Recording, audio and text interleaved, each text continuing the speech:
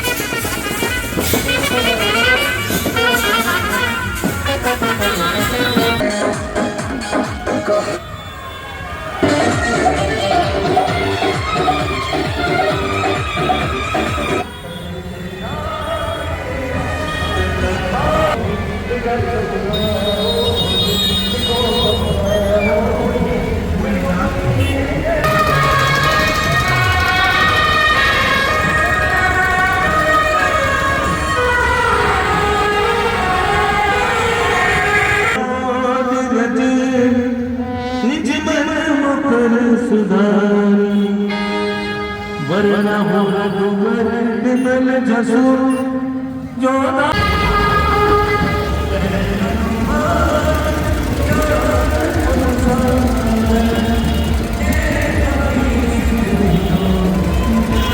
काम बनाकर खाटू में तुझको बुलवाएंगे, सबसे पहले बाबा तेरा काम बनाएंगे। काम बनाकर खाटू में तुझको बुलवाएंगे, खाटू में तेरा प्यारे घिसा लग जाएगा, खाटू में तेरा प्यारे घिसा लग जाएगा। झूम झूम कर तू भी प्यारे यही गाएगा।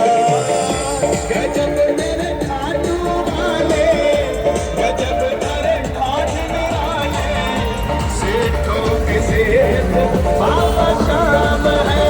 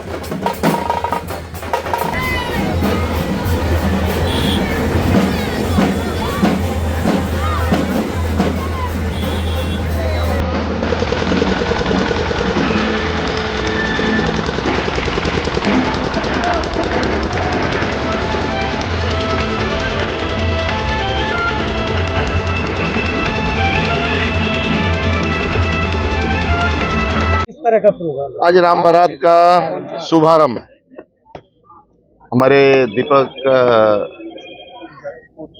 जी हैं हमारे खुर्जा के, और रामलीला कमेटी ये सभी लोग गए थे।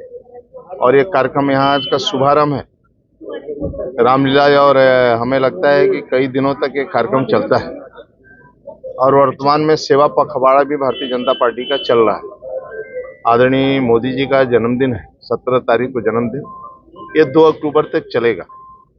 बीच में पंडित दीनदयाल उपाध्याय जी की जयंती, उनका जन्म दिवस है। फिर 2 अक्टूबर को महात्मा गांधी जी का और लाल बहादुर शास्त्री का जन्म जयंती। इस अवसर पर पार्टी के विभिन्न प्रकार के कार्यक्रम चल रहे हैं।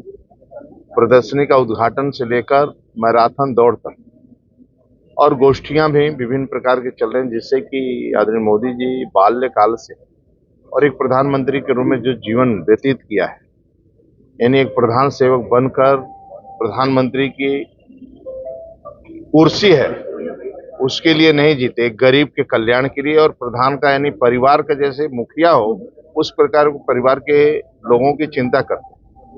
युवा है, महिला है, किसान है, मजदूर है, ये सबों की खुशहाली के लिए काम करते हैं। जब से देश के प्रधानमंत्री बने, प्रधानमंत्री ही बनते ही स्वच्छता अभियान उन्होंने शुरू किया, अपने हाथ में झाड़ू पकड़ा, और अभी तक चाहे पंक्ति के अंतिम व्यक्ति को प्रधानमंत्री आवास है, शौचालय है, आयुष्मान का कार्ड है, घर तक का नल कनेक्शन है, और भूख से कोई सोए ना और भूख से कोई मरे ना, इसलिए सभी को अन्न फ्री है, किसान सम्मान निधि है। तो आज इन देश की सीमाओं की सुरक्षा, एक गरीब को आत्मनिर्भर बनाने के लिए जो काम हो रहा है, मैं आज अवसर पर बुलंदशहर की तरफ से, रामलीला कमेटी की तरफ से, प्रभु श्री राम की तरफ से प्रभु का आशीर्वाद बना रहे आदरणीय मोदी जी पर, और यहाँ की जनता जनार्दन की दुआएं आशीर्वाद में आदरणीय मोदी जी को बना रहे, इसी तरह स्वस्थ रहें और हम सब राज्यवासियों का और देशवासियों का सेवा करते हैं। सर, आज यासीन मलिक ने हाईकोर्ट में एक हलफनामा पेश किया है, जिसमें ये कहा यासीन है मलिक ने ये हलफनामा दिया है कि 2006 में आईबी के जो चीफ थे वीके जोशी कांग्रेस गवर्नमेंट में ये कहा गया था कि आप हाफिज सईद से मिले, जो कि लश्कर ए तोयबा का आतंकी संगठन का वो चीफ कहा जाता है, और उसके बाद जब वो पाकिस्तान से मिल के आए तो मनमोहन सिंह ने उनका धन्यवाद किया। इस पर सर क्या कहेंगे? देखिए, कांग्रेस आजादी के बाद जो कांग्रेस है या सपा, ये सब जो पार्टियां रही 17 के पहले, 14 के पहले, आपने देखा है गुंडागर्दी हो, चाहे बम फटना हो ताज होटल से, यानी न देश की सुरक्षा न गरीब के कल्याण के लिए कोई योजना नहीं थी। लोगों का बैंक अकाउंट में आदरणीय मोदी जी ने खुलवाया। आज दिव्यांग है, जिसको दिखाई नहीं देता, जो सुन नहीं सकता, जो चल नहीं सकता, आप जाइए तो कल मैं भी प्रयागराज में गया था, उस दिव्यांग के लिए, और जो बहरा है, सुनाई नहीं दे सकता, उसके लिए 6 लाख का इंस्ट्रूमेंट, मतलब उनके कान में मैं देखा, मैं पूछा कि कितने के आता है, 6 लाख के आता है।